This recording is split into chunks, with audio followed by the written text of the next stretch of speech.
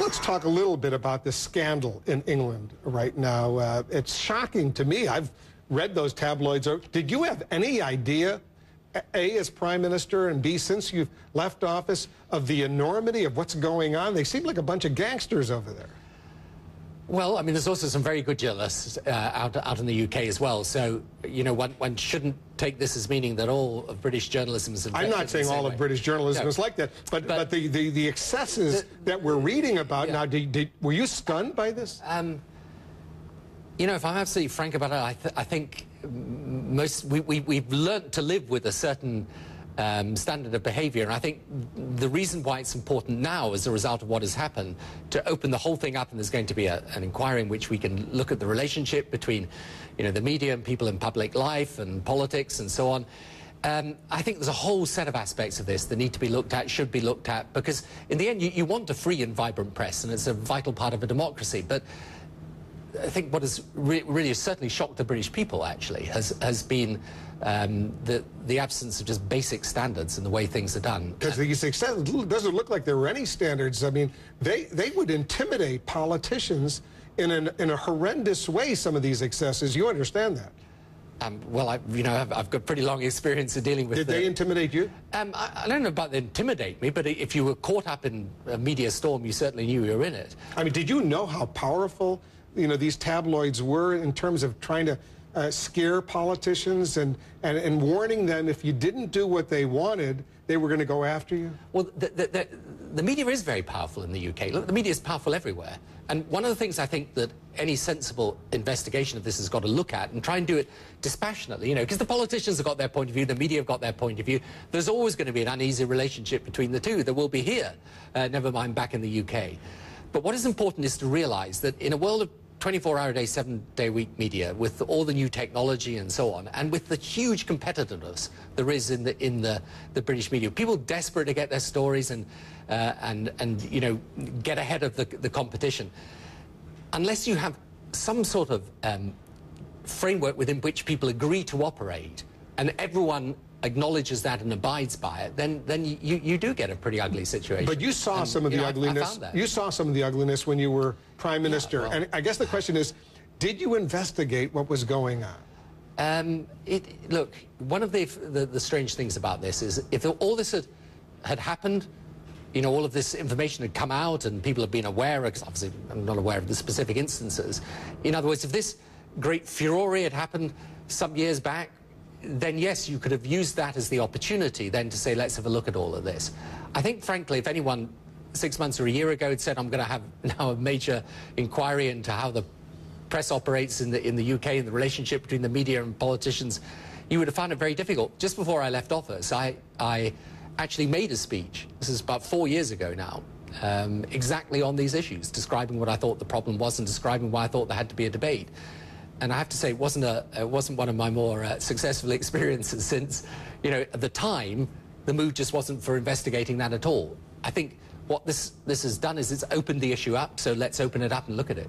There's a story out there in England right now that you urged Gordon Brown, the former Prime Minister, to hold back in criticizing Rupert Murdoch and his empire in England, because he would come back and slam you if he were to do so. Is that story true? It is absolutely and categorically untrue.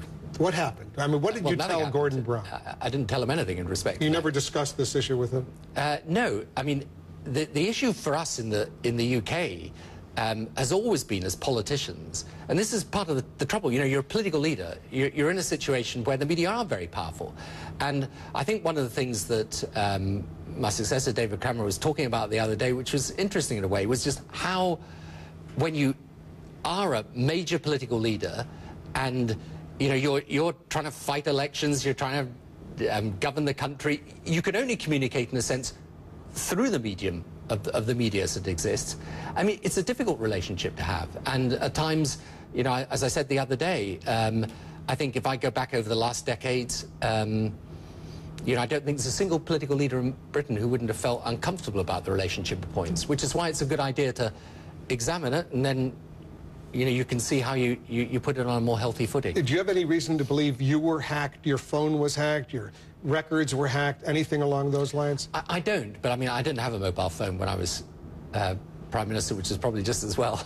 But I don't. But I keep reading that it's possible that I have been, but I honestly don't know about it. I want to just read to you one paragraph that jumped out at me in the New York Times on Saturday. It involves your wife, Cherie. I'll read it to you. This is from the New York Times on Saturday.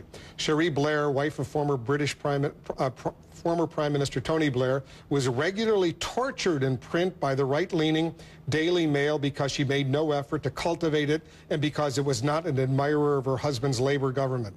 In a stream of articles, the Mail portrayed her as greedy, profligate, and a follower of wacky alternative medicine regimes, selecting unflattering photos to make her look chunky and ill-dressed, her mouth invariably curled in a strange rictus. Right. I mean, do you remember the way they tortured her? Pretty much. Was that accurate? Pretty much. And you had to live with that. Well, you know, look, it's a privilege to do the job, and you ended up being pretty robust about these things. But I mean, the short answer to you is, and in a way, I'm quite surprised how shocked you guys are over here. We're pretty shocked. Yeah, yes. And maybe we I'm just shocked that you're not shocked. You know, I lived with it for kind of 15 years at the top of politics. And one of the things I think it's important in this, since, you know, it's important to say this, politicians are always going to think the media are out to get them. Okay, so you've got to leave all that to one side, even within myself. And in addition, people are entitled to their views about political leaders, and they're entitled to dislike me or my wife or anyone else.